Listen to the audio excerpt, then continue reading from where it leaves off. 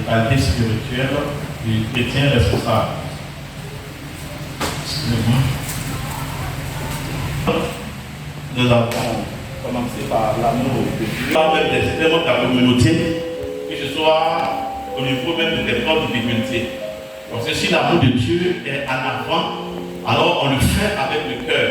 C'est ce qu'il avait dit, que tout ce que vous faites dans la maison de Dieu, que nous faisons, on doit le faire de bon cœur.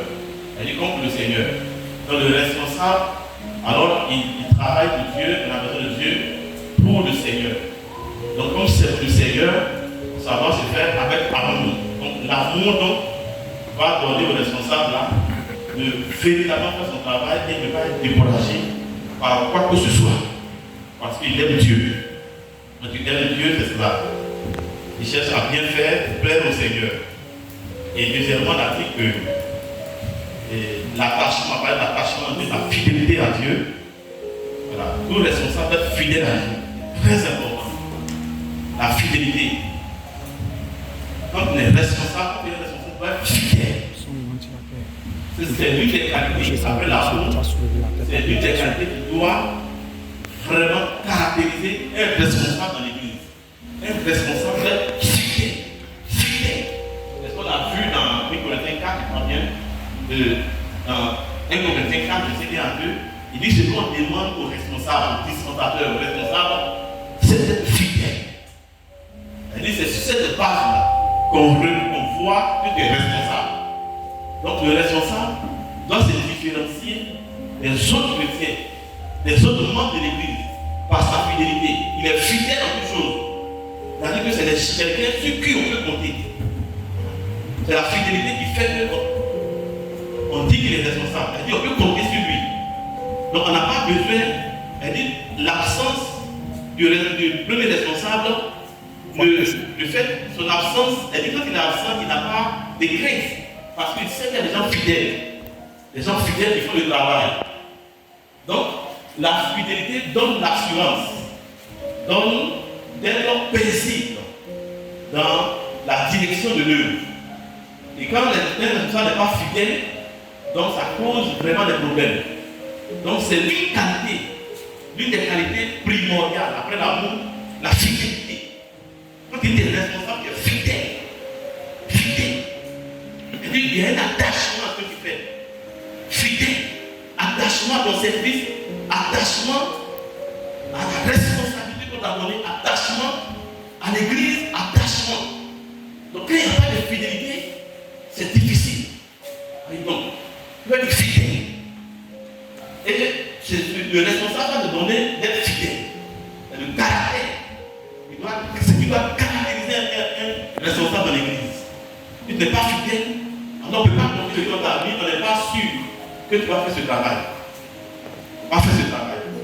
Parce que le but, c'est que chacun a son poste. Puisque le pasteur de l'église peut avoir la foi, donc il compte sur chacun là il est de pouvoir le remplacer valablement. Il dit il n'a pas de crainte si telle personne à ce poste va remplir ses engagements, il va véritablement faire le travail, il va le faire correctement. Et c'est pourquoi on dit responsable. Et donc la fidélité donc tu n'es pas fidèle, tu ne peux pas être un bon responsable. Alléluia. Amen. Donc ce qu'on demande à un responsable, c'est qu'il soit fidèle. Et si tu n'es pas fidèle, tu ne ressens pas un responsable. Tu ne ressens pas un responsable parce qu'on ne peut pas compter sur toi. On ne peut pas être sûr que le travail sera à 100%. Et donc, c'est très important en tant que responsable, la fidélité. Et donc, nous avons défini la fidélité sur plusieurs aspects.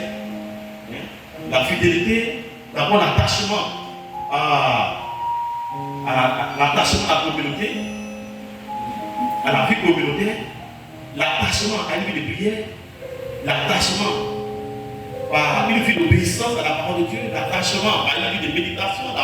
C'est tout cela fait, mis ensemble, qui va te donner un caractère fidèle. Mais fidèle, si tu n'es pas fidèle à Dieu, si tu n'as pas un attachement à Dieu, fidèle au Seigneur, tu peux être fidèle dans tes obligations, dans ta responsabilité. C'est pourquoi quand tu vois, on parle de la méditation, cela, si tu n'es pas fidèle, tu vas être fidèle dans ce qu'on te dit de faire. Donc la fidélité du responsable commence par sa fidélité à Dieu, par sa fidélité au Seigneur. Si tu n'es pas fidèle à Dieu, tu ne peux pas être fidèle dans la responsabilité qu'on t'a donnée.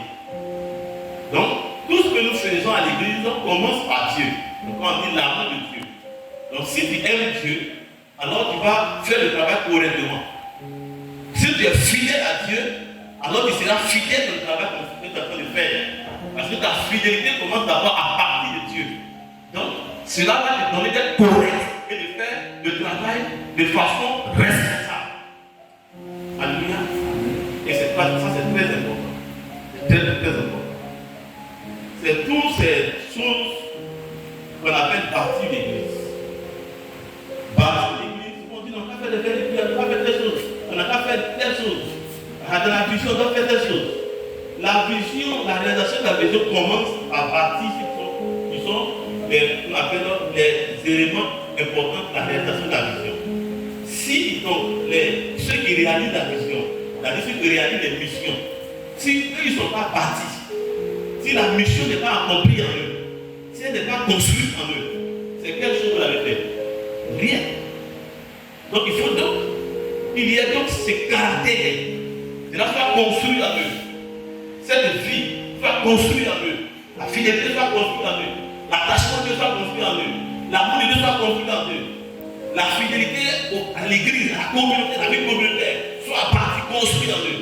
Quand tout ça est construit, alors maintenant on peut parler de construction de l'œuvre de Dieu de façon matérielle et physique. Donc ça commence d'abord à bâtir les piliers de l'œuvre. Quand on construit une maison, mais on ne commence pas à construire la maison par le haut. On commence par où? Par la fondation. S'il n'y a pas une bonne fondation, la maison que tu as construite et que tu as mis assez d'argent dedans finira par s'écrouler. C'est pourquoi aujourd'hui il y a des églises qui sont bien grandes mais qui ne sont pas solides. Elle peut s'écrouler à tout moment, il y a des divisions, des mésententes, des compréhensions. Tout cela, elle n'a pas été travailler pour construire les vies, pour construire une amie. Alléluia. Et ça c'est très important. C'est très important. Et dans cela, maintenant, on peut être prêt et accompli pour réaliser. Parce que tu saches l'importance de la chose. Pourquoi tu es là? Pourquoi nous sommes là? Il faut qu'on réalise cela. On n'est pas seulement venu pour remplir des formalités administratives, des formalités religieuses. Nous sommes en mission. Et donc tout ce que nous faisons, c'est pour un but. Et quand notre mission sera terminée, Dieu va nous prendre. Donc nous ne sommes pas là pour la forme. Nous prenons les décisions pour la forme. Nous ne faisons pas les choses pour la forme. Alléluia. Et donc c'est très important. Très important. Donc quand tu es responsable, il faut être fidèle. Un responsable qui n'est pas fidèle, il n'a pas sa place là. Il est responsable. Parce qu'un juge, il est capable de faire son travail. Alléluia. Et donc c'est pourquoi, dans le dernier point, on a parlé de la fidélité de la dîme et de l'offrande. Ça c'est un point très important. Parce que si tu es responsable dans une équipe, parce que les offrandes, les dîmes et les offrandes, c'est la main de l'Éternel qu'on prend, qu'on suit le au parti d'eux.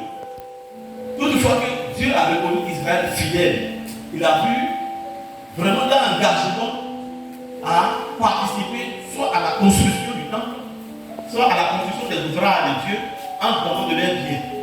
Voyez donc si quelqu'un est responsable, il ne donne pas sa vie, mais il est responsable en tant que toi. Et lui-même, là, il n'est pas engagé dans cette mission. Lui-même, là, il ne produit pas les moyens.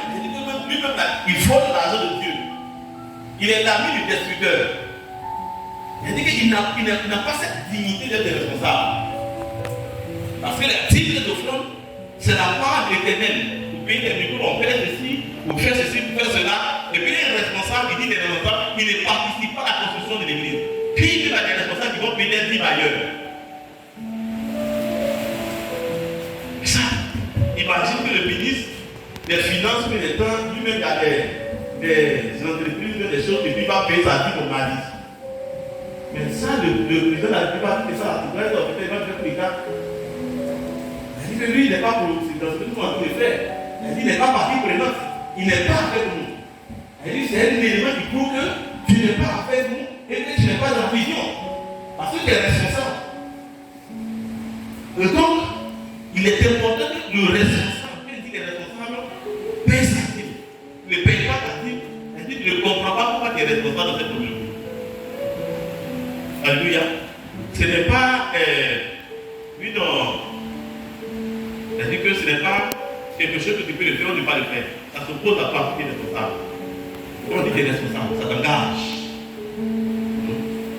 Ça fait de toi le responsable. Si tu es responsable, tu ne peux pas te parler de dîmes, c'est correct. Les dîmes sont corrects, tu es responsable. Alléluia. Amen. C'est important. Elle dit ce sont les fidèles, les membres de l'église ne sont pas assis et qu'on a tout de chercher à les mettre dans la bergerie. Eux, on peut les suivre, on ne dit pas de payer ta dîme. Mais à partir de l'instant, toi-même, tu es engagé dans la mission. Tu es un élément pour la construction de ta mission et puis tu ne payes pas ta dîme, c'est aberrant. C'est une contradiction.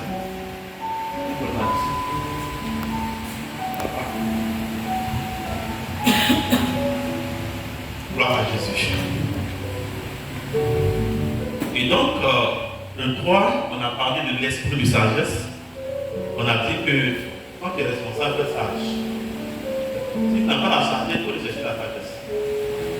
Il faut chercher la sagesse parce que on ne peut pas diriger et bien conduire des choses ou bien des gens si on n'a pas de sagesse.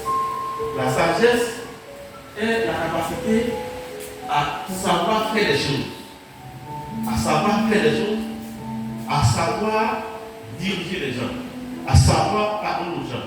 Et dans le passé, on a vu, on a parlé de la parole. On a dit le responsable, il doit utiliser la sagesse dans tous les domaines, dans sa manière d'agir, sa manière de parler. Mais on doit être différent. Donc, le responsable doit être discret. La discrétion doit être une qualité sur le responsable. Parce qu'il est supposé être quelqu'un au-dessus des autres. Au-dessus des autres. Donc, il ne prend pas la parole pour parler comme les autres. Il prend la parole pour amener les autres à voir vraiment la bonne direction. Donc, il va au but. Il ne s'intéresse pas aux choses qui sont inutiles. Les choses qui n'ont pas de sens. Il n'est pas obligé de répondre à tout le monde. Lui, il a un objectif, il y a quelque chose qu'il vise. On lui a donné un travail. C'est ce qu'il regarde. L'apôtre Paul dit que lui, il pousse, il croit comme partant l'air. Donc le responsable n'est pas quelqu'un qui est en train de parler. L'air, c'est des choses utiles. Tu ne te permets pas d'accomplir le travail qu'on t'a donné. Si tu parles comme ça, sur les petites querelles qui sont autour de toi, les petites querelles, dans tous les choses, vous savez que là, c'est là pour faire permettre que le travail avance. Donc, tu dois favoriser le travail. Donc, on est responsable d'être sage. La sagesse. La sagesse. On doit manifester la sagesse. La sagesse avec les membres de mon département, mais jusqu'à l'église, tu es reconnu comme responsable. Donc, que ce soit là où tu te trouves, il faut que tu te mettes vraiment au-dessus des autres. Au-dessus des autres. Donc, dans tout ce qui se passe, en fait, toute chose, tu dois avoir une attitude de sagesse. Être au-dessus de l'ensemble. Alléluia. Et ça, c'est très important. Très important. Quand dans une église, les responsables, et tous ceux qui dirigent l'église, travaillent avec, ils sont sages, il y a moins de problèmes. Le manque de sagesse crée des problèmes. Le manque de sagesse. Le manque de sagesse. De savoir faire des choses avec intelligence. Avec intelligence. Donc, quand tu es responsable, tu dois avoir tout ça, cet aspect.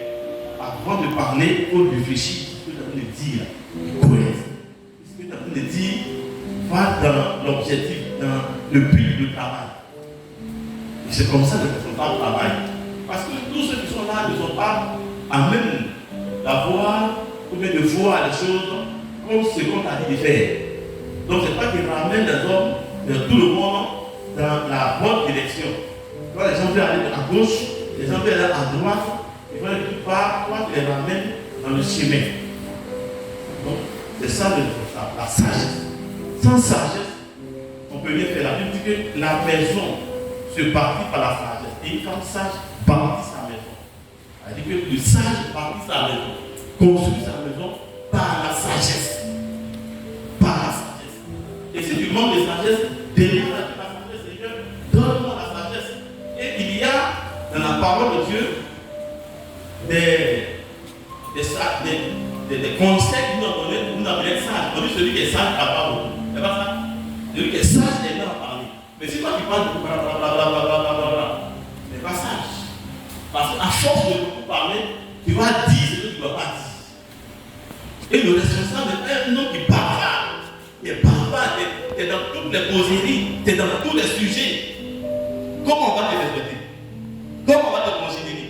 Comment tu vas dire quelque chose qui concerne, elle dit que le travail que tu as donné, tu vas prendre ça au sérieux. Tu vas prendre ça au sérieux.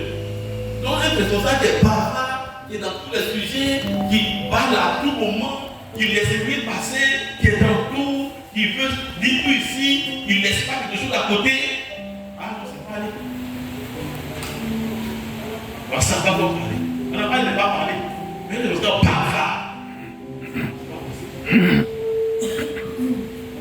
bavard.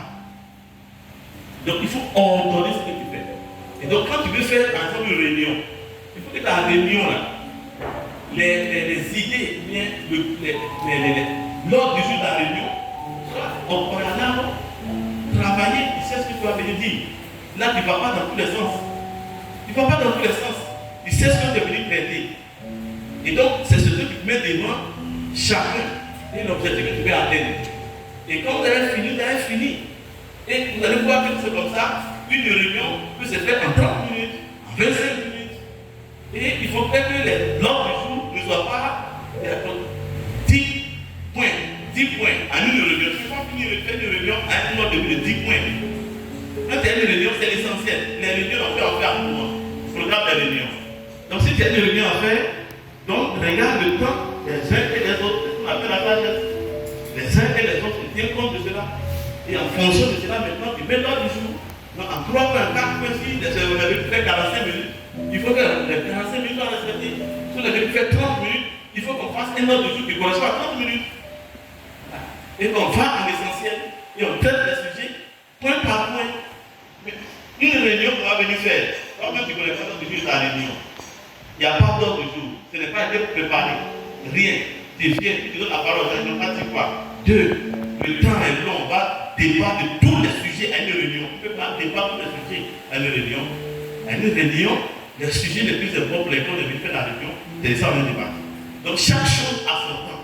Le responsable fait toujours à son temps. Toujours à son temps. On ne fait pas, même si quelque chose est bon, on ne la fait pas.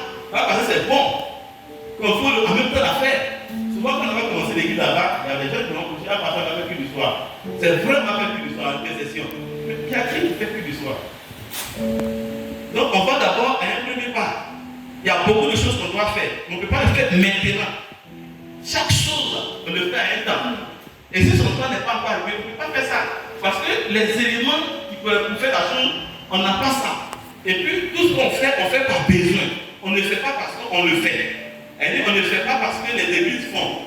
Mais elle dit qu'un autre pas nous amène au pas suivant. Comme l'escalier. Parce que quand tu veux monter l'escalier, tu prends pas les 3 marches à la fois. Là au fond. Bien que c'est là-bas, tu veux arriver. Alléluia. Bien que c'est là-bas, tu veux arriver. Vous voyez? Mais si c'est 6 marches, puisque tu veux arriver, tu mets ton pied comme ça. Mais tu vas avoir des problèmes. Or, c'est là-bas que tu veux partir, c'est vrai. Mais tu fais d'abord une marche. La première marche va t'amener à faire la deuxième marche. D'ailleurs, si tu fais une première marche, tu ne vas pas te déséquilibrer. Vrai ou faux? Donc, c'est quelque chose qui se fait naturellement. Il y a des choses qui se font naturellement. On ne le fait pas parce qu'on a envie de le faire, ou bien c'est joli à faire. Mais à un moment donné, vous savez que le besoin nous demande de le faire. Vous voyez, non?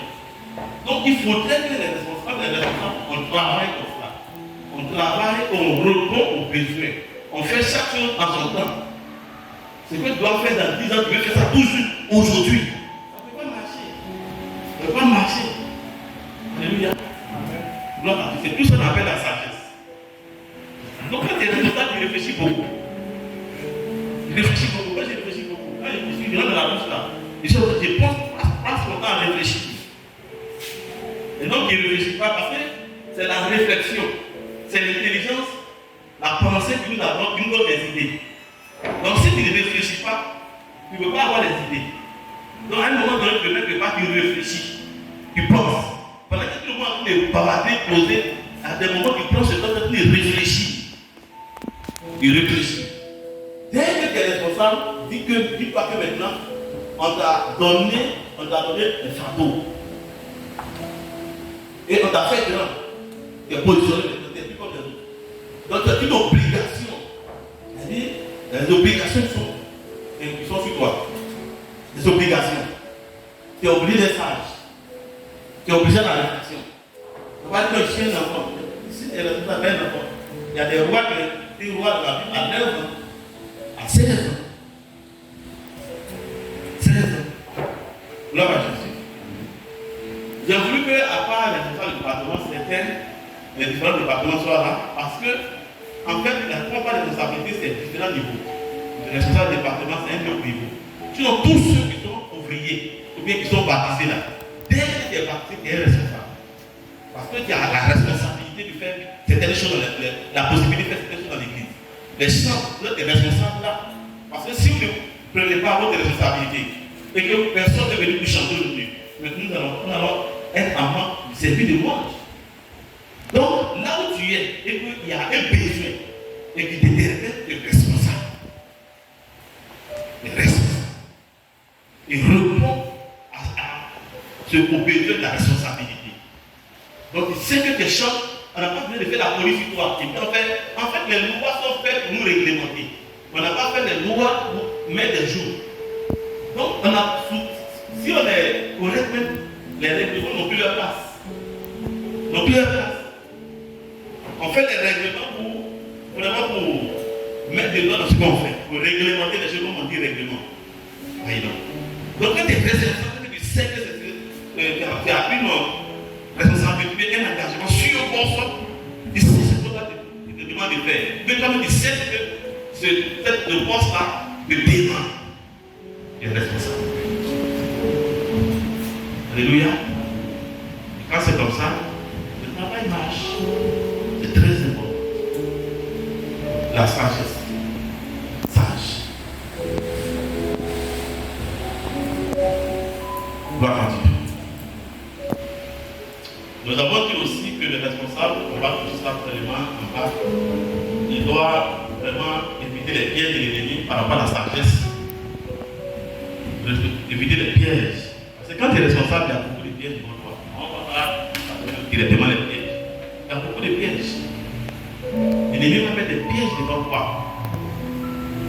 Parce que on a beaucoup plus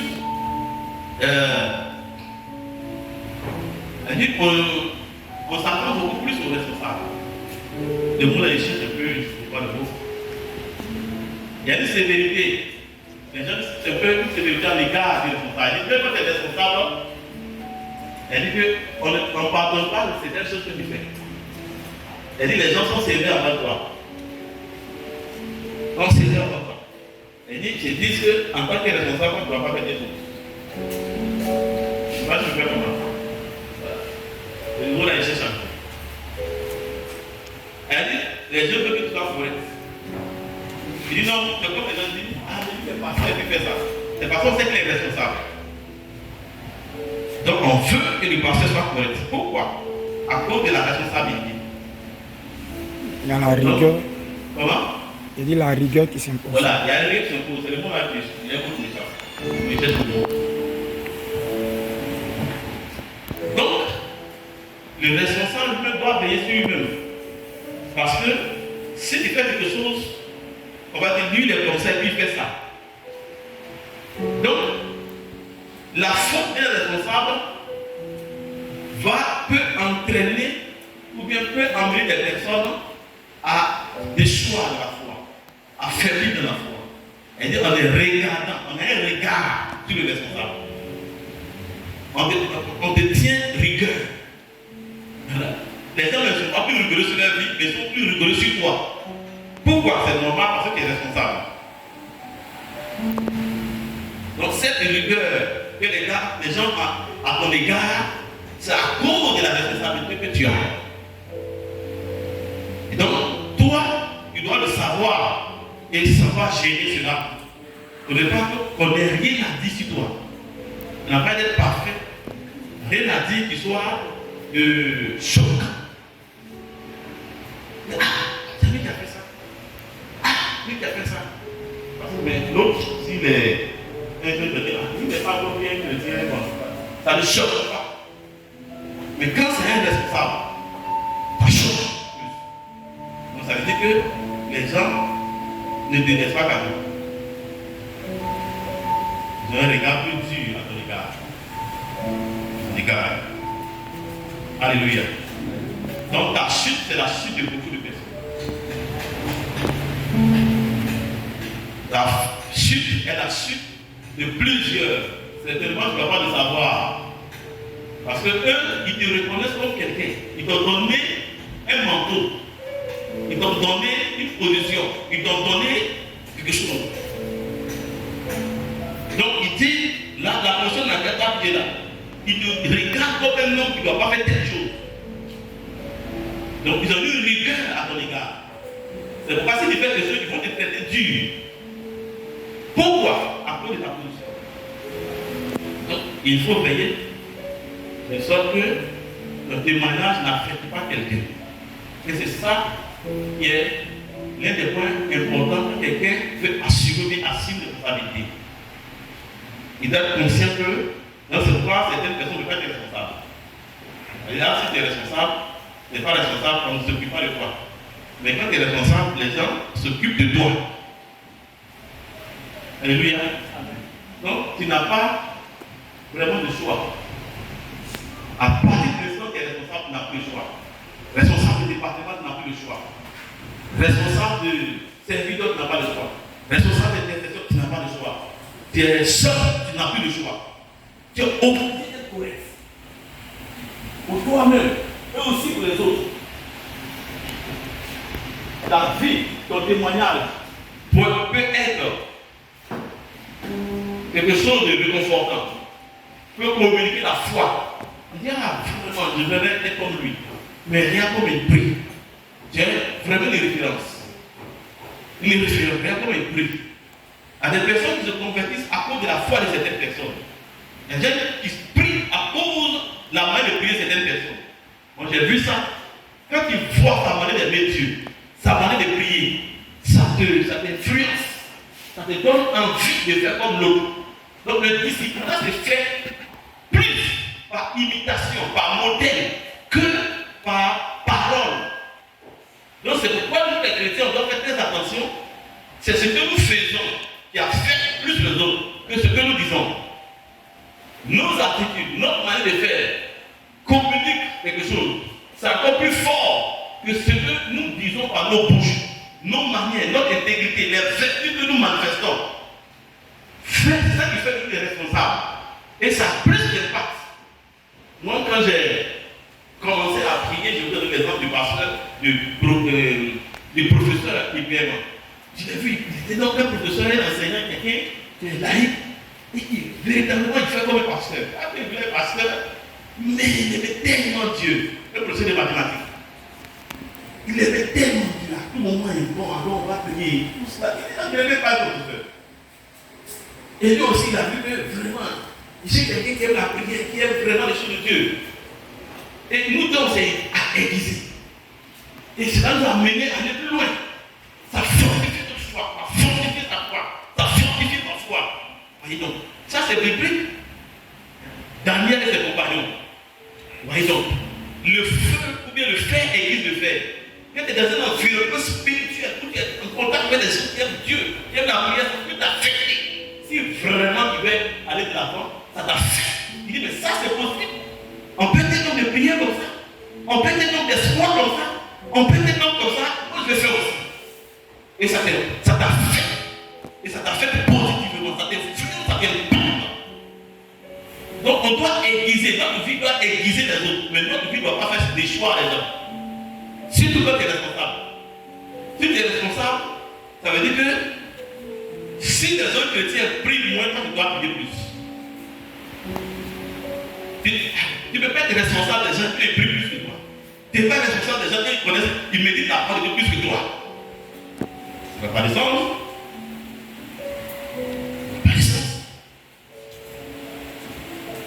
Elle dit ta responsabilité est liée à ton attachement à Dieu et les choses que tu fais à Dieu. Tu peux être sans, et puis les gens qui dansent pour ta louange là, eux ils prient Dieu que toi. Toi tu chantes les cantiques du Seigneur. Et puis ceux qui dansent là, et ils méditent la parole de Dieu plus que toi. Non, c'est pas qui, c'est pas ce que tu fais. C'est pas normal. C'est pas normal. Et puis ceux qui sont dans les responsabilités, dans les services, doivent être au-dessus. Parce que toi, tu es venu me défier, tu es venu pour me fortifier par tes louanges. Et puis, lui que tu viens édifier là, lui là, ta louange là, c'est que ça conduit à ça en dessous de sa spiritualité. Qu'est-ce que c'est ça? Vous savez, je vous dis des choses. La spiritualité, ce sont des choses qu'on gravite dans nos cœurs. C'est pas dans toute église qu'on peut apprendre ces cantiques. Et je vous explique. Il y a des églises qui ont un niveau spirituel, un chrétien qui a connu Dieu. Il y a des chrétiens qui sont dans une communauté. Ton niveau spirituel dépend de la communauté. Tu ne peux plus apprendre quelque chose là. Ton attachement à Dieu, ta vie de prière, ta consécration, la foi de chercher Dieu dépasse le niveau de la communauté. Tu n'apprends plus rien déjà. Et c'est de quoi je te parle. Vous n'êtes pas plus apprendre. Mais quelqu'un qui est versé dans les Écritures, chaque jour dans les médite, son cœur assoit, son esprit en train de grandir, les choses de Dieu. Il est en train d'avancer. Et puis toi, tu viens lui donner des petites choses. C'est comme par exemple, ton professeur là, toi tu es professeur.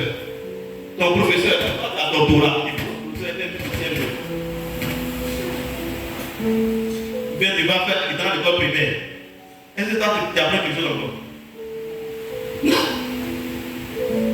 C'est comme ça la spiritualité. Il y a des communautés, il y a des coins où c'est des chrétiens qui ont compris la fabrication de chercher de leur niveau spirituel débat. C'est la communauté. Il ne peut plus, et à un moment donné, il ne peut plus supporter parce qu'il est trop.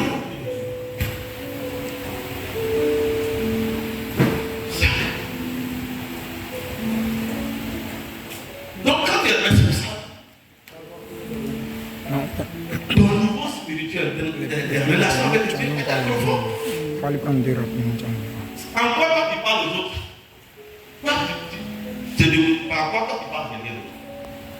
Tu parles à quelqu'un que lui, il est en hauteur. Quelqu'un sur la montagne, et puis quand tu es venu par la frère, il soulève la tête. Tu vas comment? Est-ce que lui qui est en haut, tu vas faire quoi? Hein? Quand tu es en bas, tu veux parler de l'être en haut? Pas possible. Pas possible. Il faut être en haut. Et quand tu es en haut, tu peux parler à des gens. Donc quand tu es responsable là, tu es obligé de développer ta vie spirituelle. Tu veux qu'on t'écoute. Tu vas t'écouter. Tu n'écoutes pas Dieu. Tu veux que les gens t'écoutent. Tu vas t'écouter comment? Toi, tu n'écoutes pas Dieu. Et puis toi, tu veux parler à des gens et tu veux qu'ils t'écoutent. Ça peut marcher? Tu vois?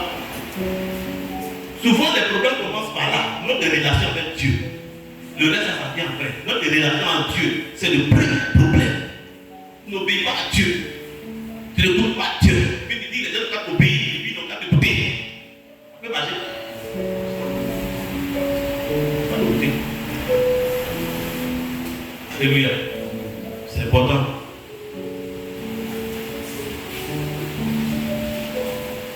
Gloire au Seigneur.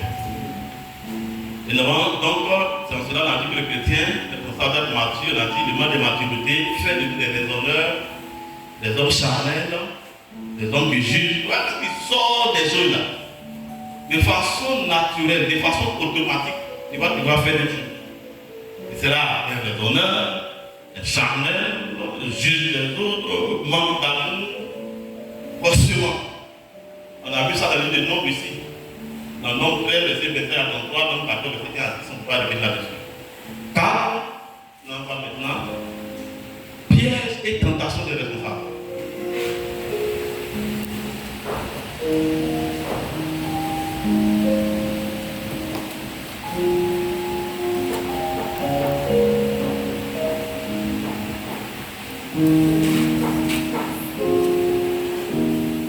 Piège et tentation des responsables. Le premier piège,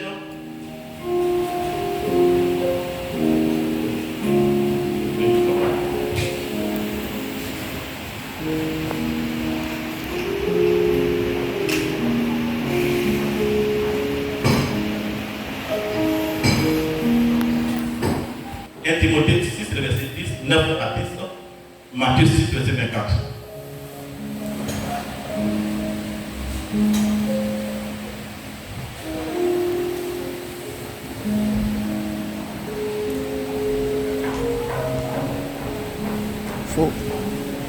Vas-y, il faut changer, Verset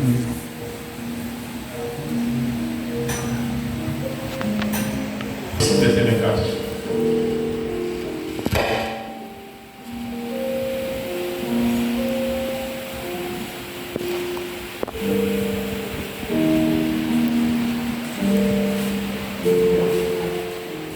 Timothée 6, verset 9 à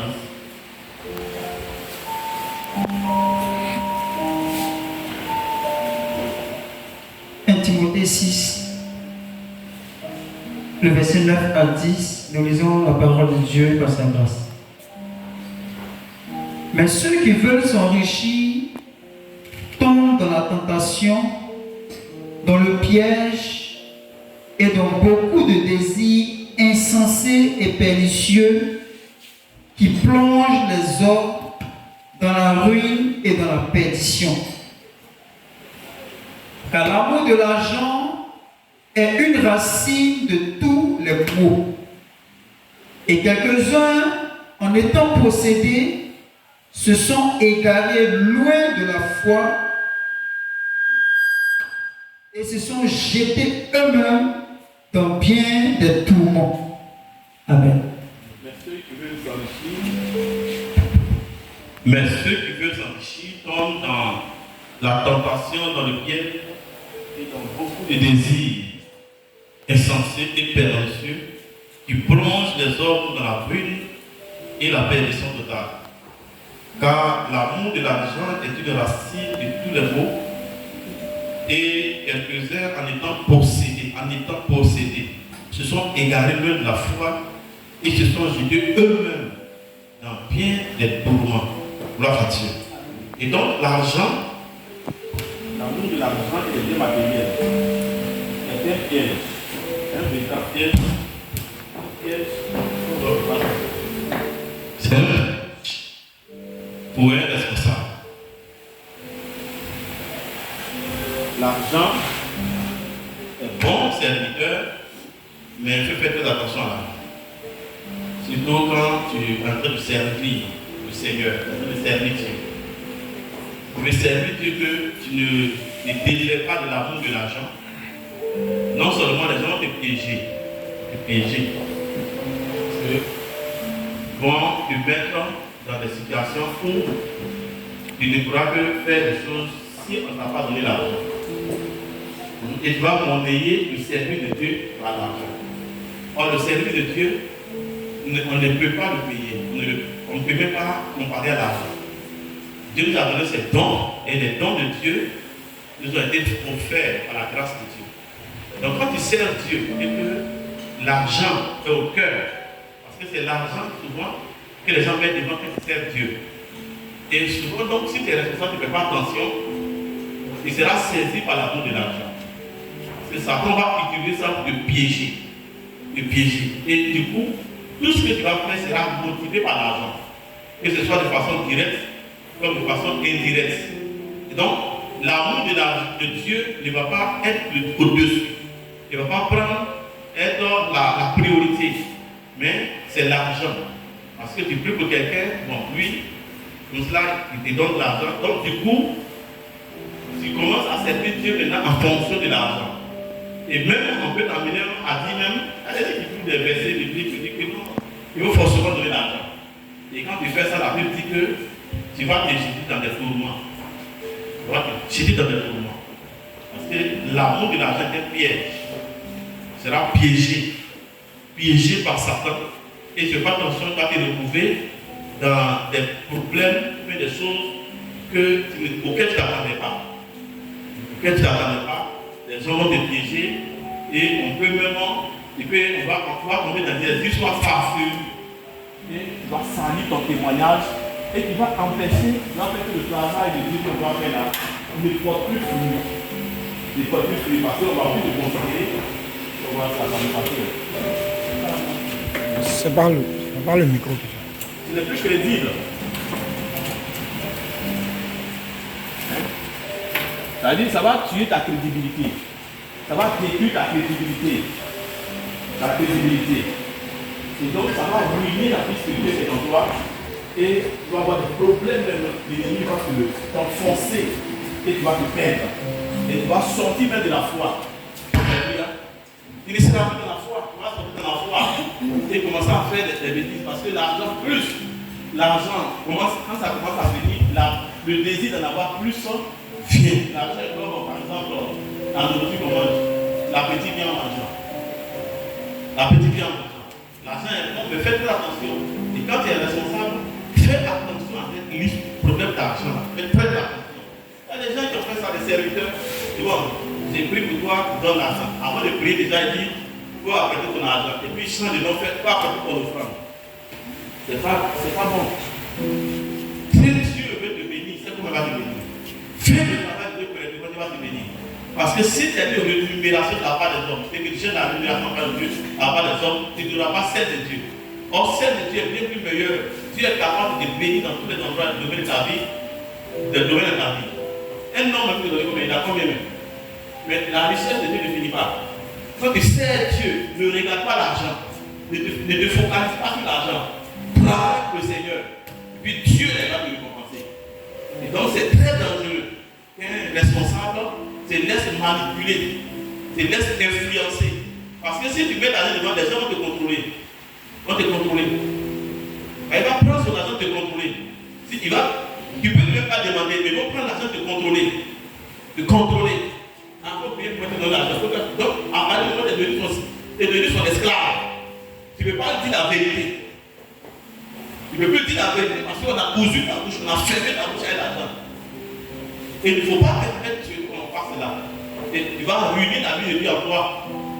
C'est un piège dangereux. Donc faites très attention. Quand tu es responsable à l'argent, et l'argent qui envoie des problèmes, ça envoie des problèmes, ça envoie des divisions, des problèmes, et même dans les églises, dans la communauté. Donc quand tu es responsable, il ne faut pas mettre l'argent dans le travail que tu as fait. Il n'a qu'à me donner l'argent, il n'a qu'à me donner l'argent, il n'a qu'à me donner l'argent. Et c'est Dieu. Dieu va se souvenir de toi, il va se souvenir de ta maison. Est-ce que l'argent peut te protéger? Tu sors, tu t'en vas dehors, il y a l'ennemi à préparer l'accident dans la circulation pour que tu vas te coller. La protection, c'est l'argent. Pas l'argent. Il y a des délinquants pour tout. Est-ce que l'argent peut payer les gens pour te protéger? Non. Donc tout n'est pas monnaie en argent.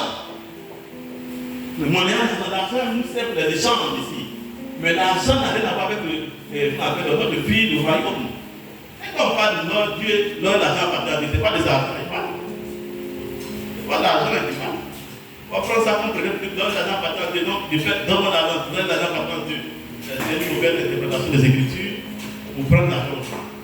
Donc un bon responsable doit faire attention à l'argent. C'est un piège. En fait, il ne faut pas te laisser avoir par l'argent, sinon il va tomber, il sera vraiment détruit, la vie sera détruite. Le diable va te manipuler. Donc, la bonne de l'argent. Il faut lire Matthieu 6, verset 24. Matthieu 6, verset 24, nous lisons la parole de Dieu. Nul ne peut servir deux maîtres. Ouais, donc, nul ne peut servir deux maîtres. Car où il haïra l'un il haïra l'un et aimera l'autre, oui, où il s'attachera à l'un oui, il s'attachera à l'un, et méprisera l'autre. méprisera l'autre. Vous ne pouvez servir Dieu et maman. Vous ne pouvez servir Dieu et maman. Vous voyez, donc maman c'est le Dieu argent. Vous pouvez séparer l'argent naturel, l'argent tout ça, et puis maman. Maman est cachée derrière la mauvaise utilisation de l'argent, la mauvaise manière de faire avec l'argent. Si tu ne fais pas bien, tu vas traiter avec maman. Maman qui est le Dieu qui est caché derrière l'argent. Et le Dieu qui est caché derrière l'argent, ce n'est que Satan, c'est le diable. Donc il est caché un peu partout. Donc la mauvaise manière de faire va t'amener à être serviteur du diable, serviteur de Satan. Tu penses à te servir Dieu, mais tu sers Satan. Par l'argent, tu peux servir Satan. Or, tu as fait faire l'œuvre de Dieu. Et l'œuvre de Dieu que tu as fait faire, c'est l'argent que tu as fait faire. Alléluia. Donc quand tu es responsable, fais attention à l'argent. Vous pouvez servir Dieu et maman. Vous voyez, il a remplacé maintenant les autres par Dieu. On va dire que vous pouvez servir Dieu et l'argent. Elle dit que vous pouvez servir Dieu et maman. Elle dit diable. On ne voit plus l'argent, ça veut dire que donc derrière l'argent, il y a maman qui est un Dieu. Un Dieu, c'est un démon. Elle dit ça. On va faire les deux à la fois. On va attrister le Saint-Esprit. Attrister le Saint-Esprit. Il ne faut pas laisser l'argent tuer la vie de Dieu en toi et attrister l'Esprit de Dieu. Donc vous faites très attention quand il est responsable, question d'argent. On écrit que tout serviteur de Dieu qui est attaché à l'argent ou au bien matériel,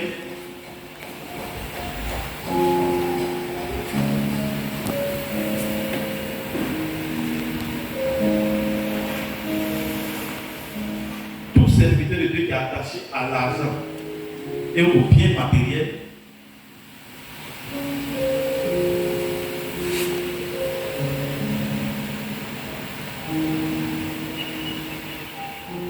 serviteur de Dieu qui est attaché à l'argent et au bien matériel ne pourra pas servir convenablement le Seigneur. Tout serviteur de Dieu qui est attaché à l'argent et au bien matériel ne pourra pas servir convenablement le Seigneur.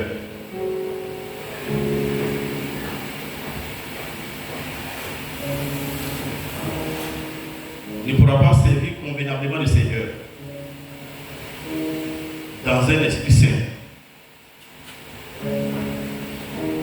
Ne pourra pas servir convenablement le Seigneur dans un esprit saint. Tout serviteur de Dieu attaché à l'argent et au bien matériel ne pourra pas servir convenablement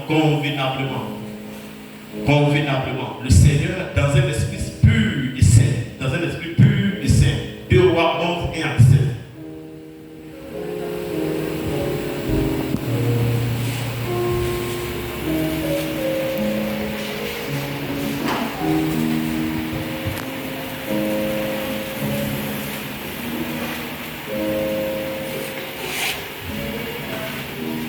Roi 11.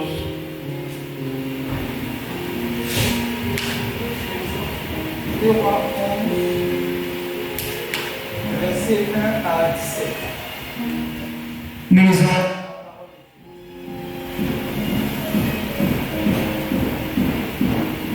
Athalie, mère d'Acasia, voyant que son fils était mort, se leva et fit périr toute la race royale.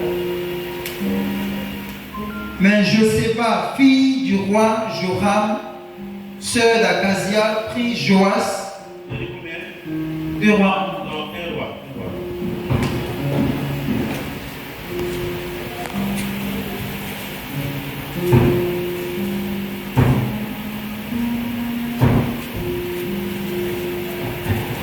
Roi 11, le verset 1 à 17.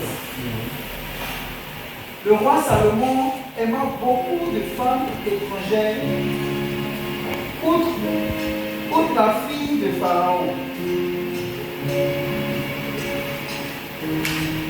Je réponds.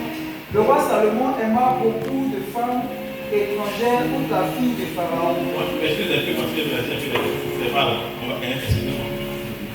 Alléluia. J'ai mélangé un peu les versets. Allons-y, on continue. Le deuxième point, parce que ici, là, il va sortir un peu ce qui est ouvert. La sortie, donc, ça va mélanger quelque chose. La service a fait de l'œuvre.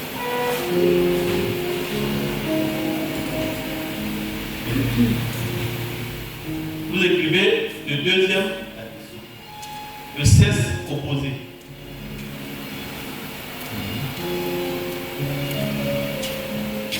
Le cesse opposé.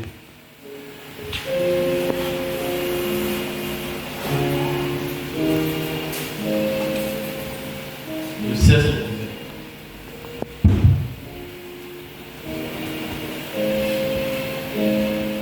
Donc le responsable chrétien doit faire attention au cesse opposé. Le cesse opposé.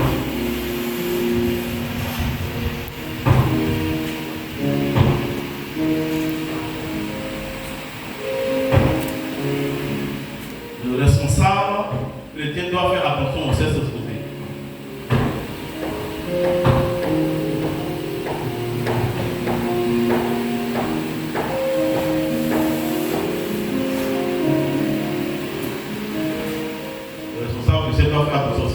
Il peut facilement tomber dans le péché sexuel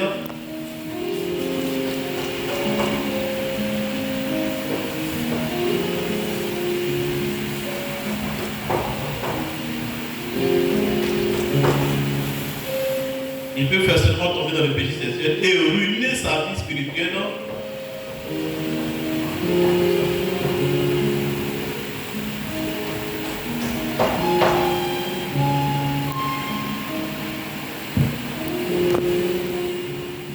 Ne veille pas par rapport au sexe opposé.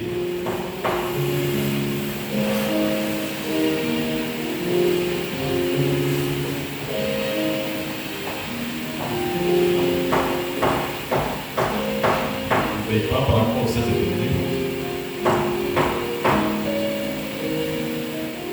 2 Rois 11, verset 1 à 17.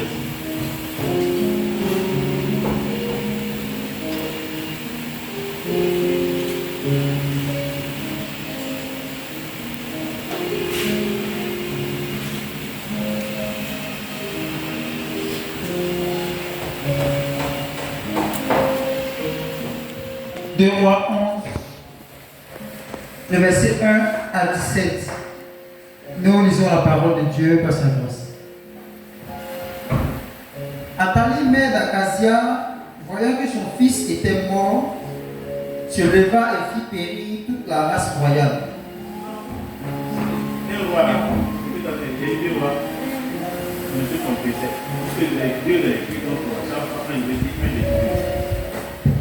Un roi 11, le verset 1 à 17. Nous lisons la parole de Dieu par sa grâce.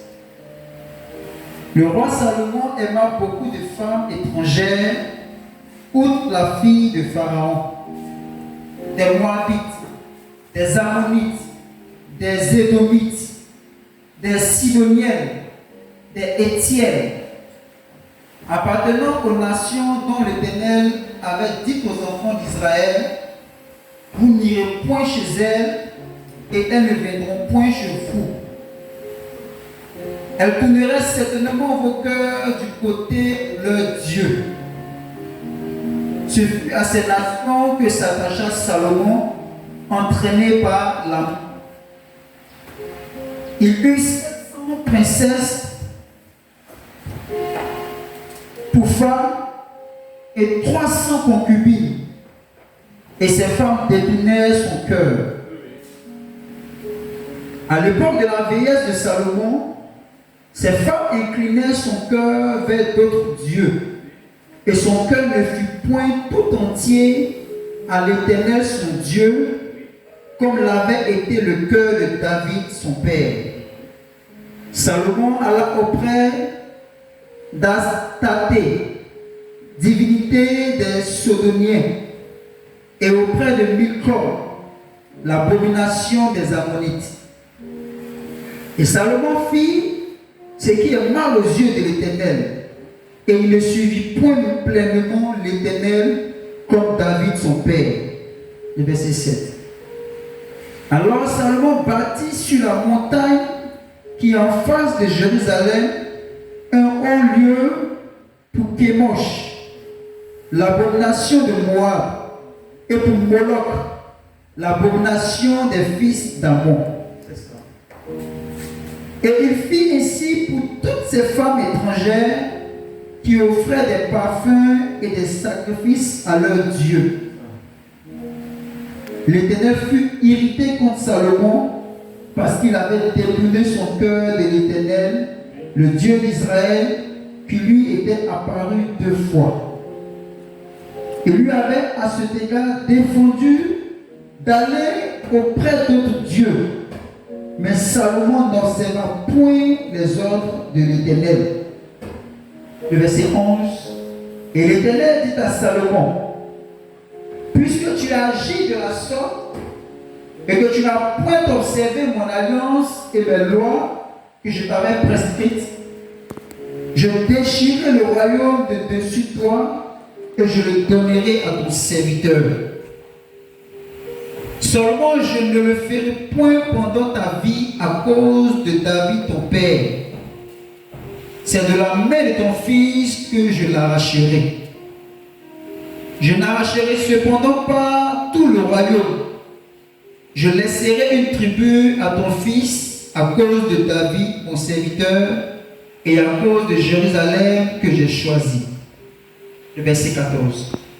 L'Éternel suscita un ennemi à Salomon, Hadad, l'Édomite, de la race royale d'Édom. Dans le temps où David bâtit Édom, Joab, chef de l'armée, étant monté pour enterrer les morts, tua tous les mâles qui étaient à Édom. Il y resta 6 mois avec tout Israël, jusqu'à ce qu'il n'en eût exterminé tous les mâles. Le verset 17.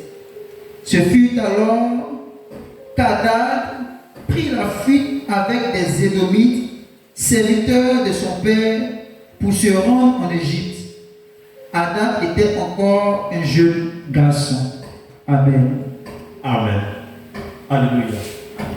Vous voyez donc comment Salomon avait dit que c'est attaché à des femmes étrangères et son cœur était tout entier à l'Éternel. Vous voyez donc c'est un piège. Voilà, il s'est opposé, mais un vrai piège. Et Salomon a perdu maintenant la direction. À cause des femmes étrangères. Il s'attachait aux femmes, à plusieurs femmes, et avait dit que son cœur était tout entier à Dieu. Tout entier à Dieu. Et donc, il a irrité le cœur de Dieu. Il a irrité le cœur de Dieu, et à partir de ce moment, il n'y avait plus de paix sur Salomon dans le royaume de Salomon. Vous voyez donc, le ciel se posait est un piège pour le responsable de part de Dieu. Un grand piège. Quand tu as des responsabilités nettes, fais attention parce que tu vas avoir des relations, ta relation avec un certain nombre de personnes. Donc ta façon de traiter avec le sexe opposé, fais très attention. Parce que tu seras confronté forcément au sexe opposé dans ta position de responsable. Et donc comment est-ce qu'il faut s'y prendre? Donc fais très attention. Parce que ça sera un piège de responsable. Cette position-là te met face à des réalités qui vont être des pièges. Et souvent, le responsable lui-même, là, il y a une attirance du sexe opposé. Parce que tu seras en contact avec le sexe opposé. Que toi, garçon, tu seras en contact avec des femmes. Mais comment tu vas traiter ces femmes? Comment vous allez. Parce que le fait d'être ensemble peut créer des choses. Donc, le travail là va te donner d'avoir une supériorité, une certaine obéissance, une certaine submission à ton égard. Mais comment tu vas utiliser ça? Comment tu vas utiliser ça? C'est ce qui a fait que certains responsables, parce que le prophète, ont abusé de certaines femmes, des choses. Parce qu'ils ont utilisé leur autorité, la soumission, que soit une chrétienne Ça peut être des femmes qui font ça aussi. Hein? Une chrétienne a à son égard et profite de ta personne. Ou bien du moins que la relation par rapport au travail, demande une certaine relation. Mais dans cette relation-là, il faut faire attention. Parce que le sexe opposé n'est pas là pour autre chose. N'oubliez pas qu'il n'est pas pour le travail. Donc quand tu es responsable, tu seras confronté au sexe opposé. Donc fais attention au sexe opposé. Sinon ça sera un piège. À partir de ça, ça va devenir roi. Tout le monde a son service. Donc en ce moment-là, il a une facilité de faire certaines choses. Donc il ne faudrait pas que ta position, et que donne la facilité auprès des gens, ou bien accès auprès des gens, ne soit pas un piège pour toi que tu utilises. Ou bien permettre à l'ennemi d'utiliser ce piège-là pour aller dans le péché. Donc souvent, c'est quand tu commences à avoir la responsabilité que le péché te guette. Tu sais s'opposer. Est-ce que tu n'es pas, tu es attaqué par ça, ça dit ça te guette. L'amour de la te guette, le sexe opposé te guette. Ça sent le responsable confronté. Donc si tu n'es pas un responsable vraiment fortifié, instruit, formé, tu vas te retrouver dans le sexe opposé. Alléluia. Tu vas te retrouver dedans. Par exemple, je prends un exemple. Je suis par exemple un responsable, je ne sais pas, je prends un département bien de service d'ordre. Voilà, je ne suis pas dans mon département. Bon, alors, ici, et le service qu'on doit faire aujourd'hui là. Donc, tu devons être ici là. Ou bien il y a des choses que tu fais avec ici, par rapport au travail. Oh, ici, bon. Bon, je vais te donner des choses, des directives. Bon, on passe le voie. Est-ce que tu vas pas bien? Donc, du coup, ta position te demande, te met en face de certaines choses. Te met en face de certaines choses et t'en met en face de certains privilèges d'autorité. Donc, tu es guetté, tu es guetté. C'est pourquoi le plus souvent dit les pasteurs chiffrent, telle personne chiffre, telle prophétesse a chiffré, telle se fait absurder, parce que la responsabilité dans laquelle il est guetté par ça. Donc, s'il est guetté par ça, fais attention à ça. Fais attention à ça. Parce que là, ce sont les esprits qui attaquent le responsable, qui visent le responsable. Donc, si dans une communauté, en tant que responsable, on n'a pas instruit, on n'a pas été formé dans ce sens, et que tu n'as pas compris, tu n'es plus maintenant chrétien seul. Voyez donc, à ta chrétienté, il y a un autre travail. Voyez donc. Or, les chrétiens, c'est lui, plus seulement pour sa vie, il prie, il gêne sa vie. Mais en dehors de ton travail, de ta vie chrétienne, il y a un travail qui est lié à la vie chrétienne. Il peut être excellent, mais là, il peut être médiocre. Tu comprends? Donc, quand tu deviens responsable, il y a deux choses. Ta vie chrétienne, toi-même en tant que chrétien, et puis le travail chrétien. C'est le travail chrétien. Et dans ce travail chrétien-là, comment tu t'y prends? Le travail chrétien. Et ce travail chrétien-là, il y a toutes sortes de choses. Si tu ne fais pas attention, tu vas laisser tomber ta vie maintenant. C'est le travail chrétien là, tu es devenu maintenant, tu te retrouves maintenant. Le travail chrétien, ça, maintenant, tu éleves ton identité. Ton identité se reconnaît maintenant le travail chrétien, tu n'es plus chrétien. Mais tu es devenu maintenant un travailleur chrétien, un activiste chrétien. Et un activiste, un travailleur chrétien, il va maintenant profiter de ses privilèges, profiter de ses positions. Donc, faites très attention. Donc, tu es guetté par ça. Tu es guetté par ça. Et d'ailleurs, même, à des positions, tu es sollicité. D'autres même, ce que tu fais leur plaît. Tu n'as pas vu les stars. Quand tu vois les stars, il est vilé comme ça. Les gens disent, tout le monde, les filles, les gens disent, parce que quoi? Les gens aiment ce qui est devant, ce qui est présenté, ce qui est chose.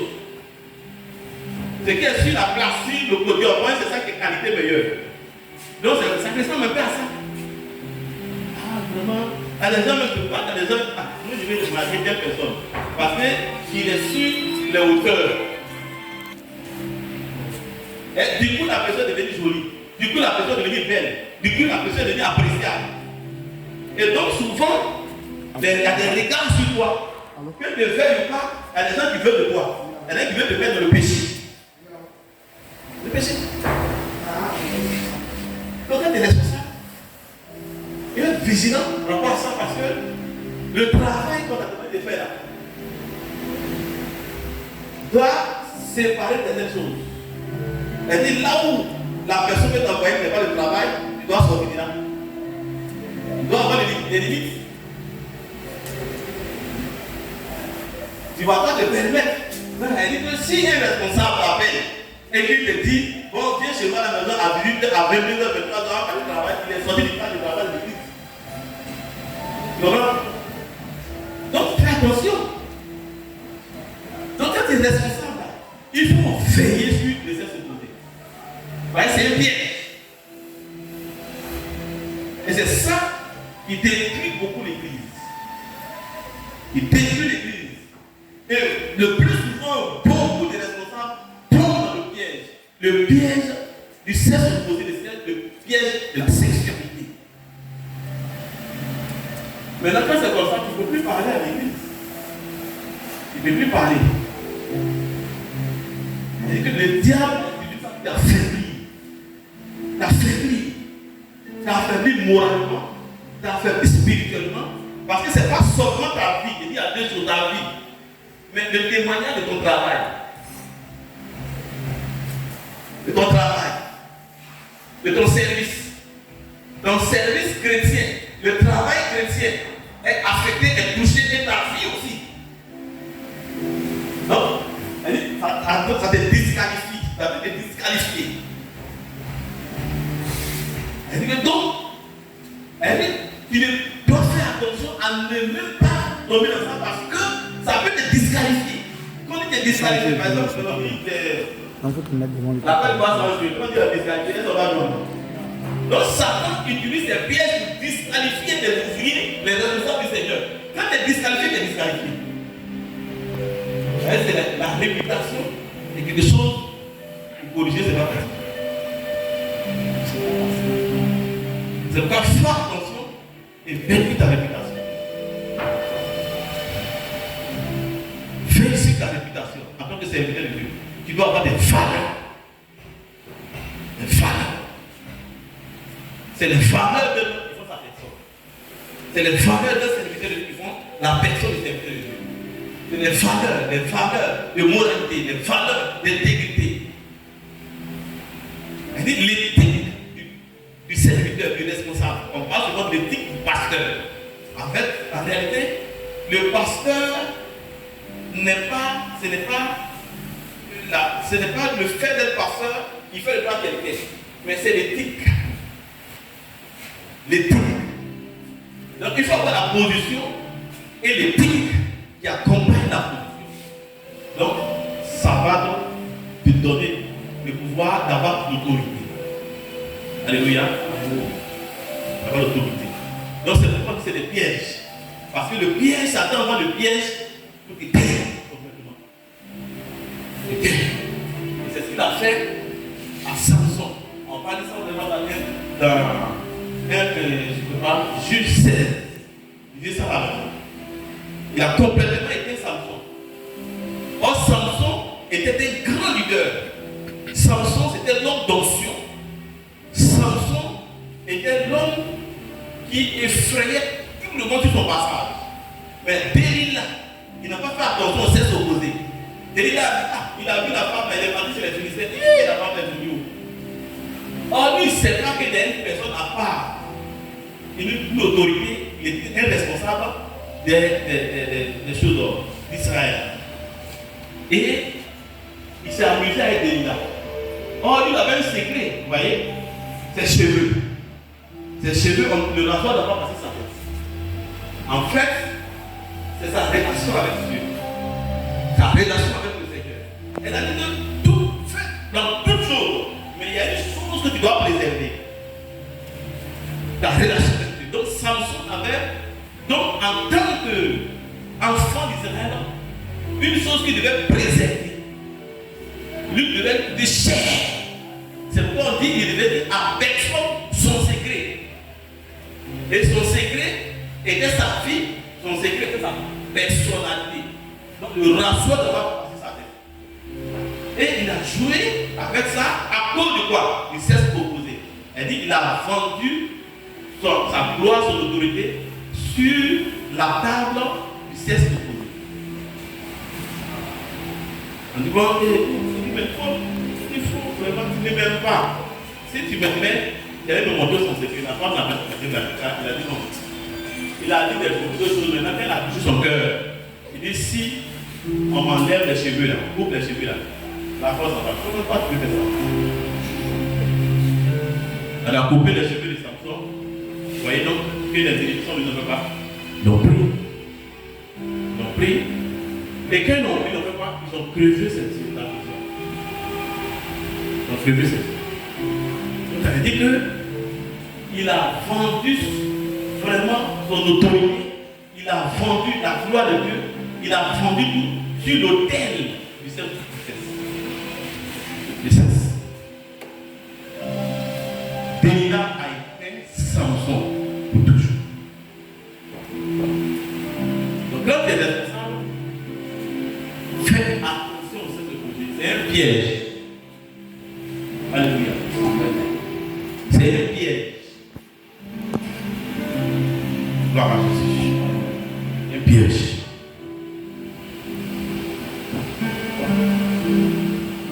Tout le monde t'aime.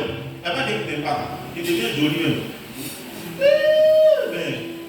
C'est quand il marche comme ça maintenant. Aïe, aïe, aïe.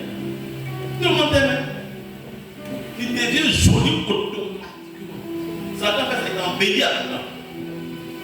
Il y a combien de temps quelqu'un est abonné par la s'il la manière elle fait comme ça. Quand elle sent depuis, elle fait sa tête, elle a son béni. Quand elle sent, et puis elle fait comme ça. Ah non, c'est pas qu'il peut me tuer. Et quand elle est assise dans la bouche, elle là. Si tu fais un signe, tu roule comme ça. Non, non, un roulade. Le roulade dans sa chanson, quand elle fait un roulade. Lui, il ne va pas ça sur le plan de Dieu, hein. Lui, il va sur le plan sexuel. Il me plaît. Mais, du coup, la personne a commencé à aimer. Ça, c'est pas un amour charnel, émotionnel. Il n'aime pas comme un frère, il t'aime émotionnellement. Vous voyez donc? Donc, tu es responsable. Qu'il soit. Ce n'est pas un garçon seulement, une femme, un garçon, c'est tout. Il est responsable. L'église, c'est différent du monde. Donc, pas dire que non, moi ici. Non, je suis un homme de ici, non. Donc, il faut savoir que le piège, il tombe dans le piège. Tombe dans le piège, Satan va mettre une tâche sur toi. Et s'il met une tâche sur toi, et que tu n'as pas pu te tirer ta flèche, ça va t'accompagner. Alléluia. Là-bas. Souvenez-vous que j'ai dit que, vous voyez donc, la formation des chrétiens, la formation que tu fais en tant que chrétien, hein? Dans ta vie chrétienne, dans toutes les étapes que tu es en train de franchir, il faut le laisser.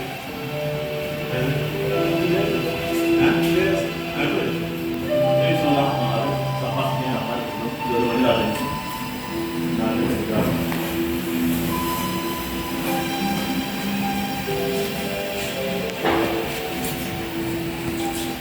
Ça va faire un peu. Alléluia. Gloire à Dieu. C'est ça.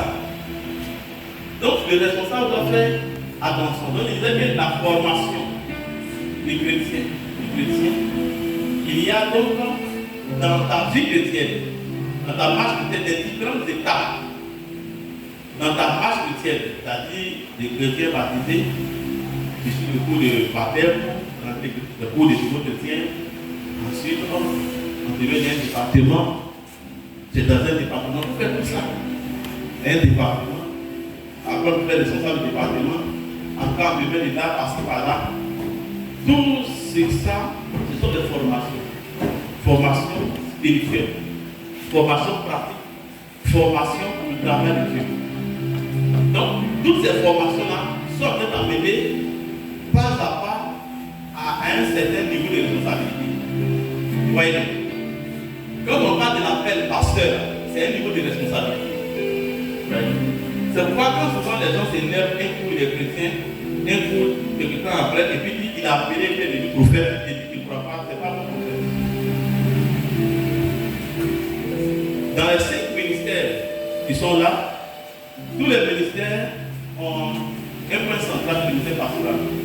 Le pasteur, dès qu'on dit pasteur, il y a sa femme. Le prophète, c'est un pasteur. L'évangéliste, c'est un pasteur. Tout ça, ce sont des bergers. Pasteur veut dire berger. Encadreur.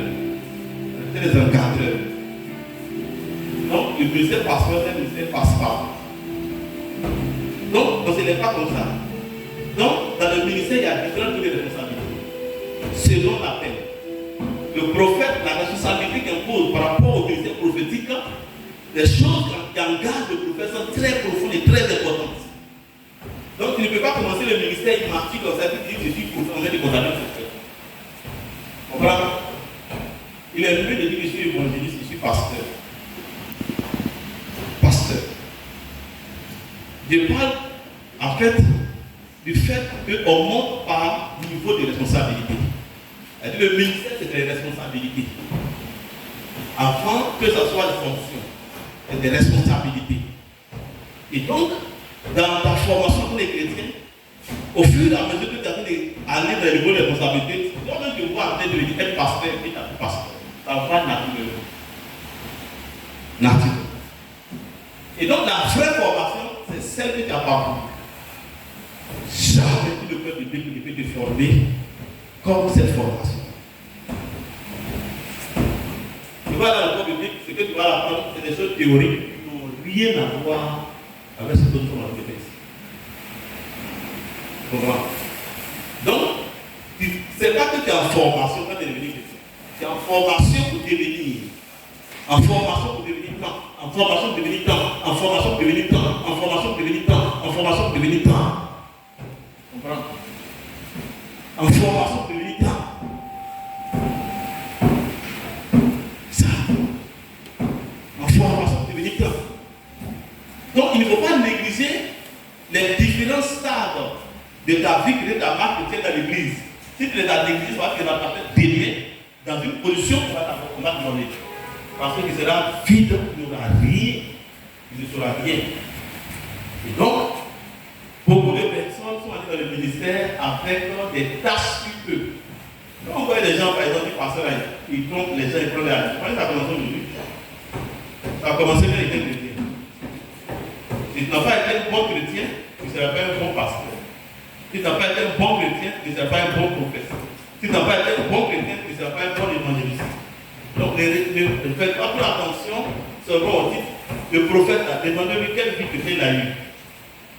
Quelle est sa vie chrétienne? S'il n'a pas été un chrétien fidèle, un bon chrétien, c'est pas quand il sera prophète, il sera fidèle. Parce que là, c'est une fonction maintenant, il est consacré comme ça. Parce que ta fidélité a Dieu.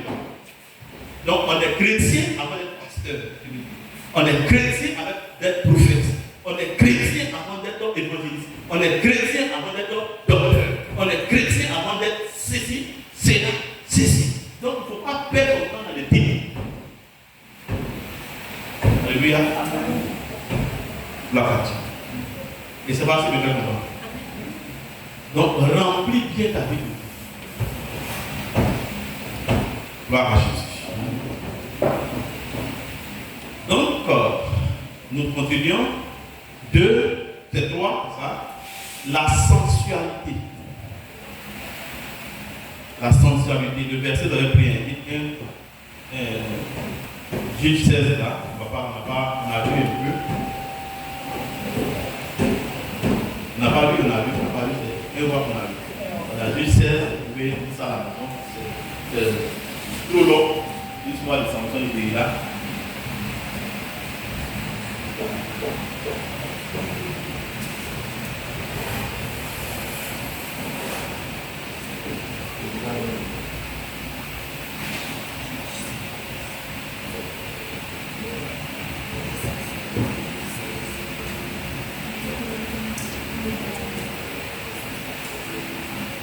Bien, on va s'arrêter là.